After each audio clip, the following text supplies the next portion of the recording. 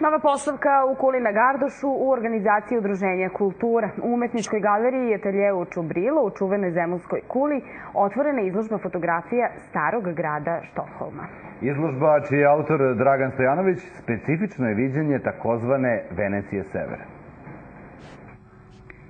Vedute, kapije, crkve, čuvari znamenitosti, građevine, ulice, ljudi.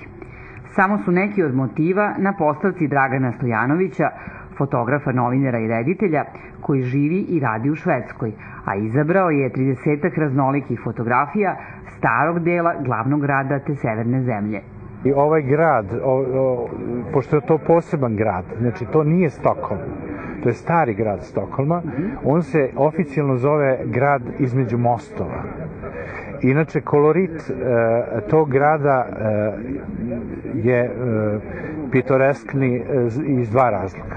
Prvi razlog je što je to grad koji je pravljen u 12. veku i tada su se koristile takve boje.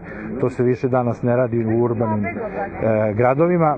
Da bi postigao ovakve bajkovite, nestvarne efekte, autor je koristio HDR tehniku koja se dobija tako što se istovremeno fotografiše 3, 5 ili 7 fotografija koje se kasnije u kompjuteru dorađuju. Izložbu stokholmskih fotografija posetite u Gardoš Kuli do 5. maja.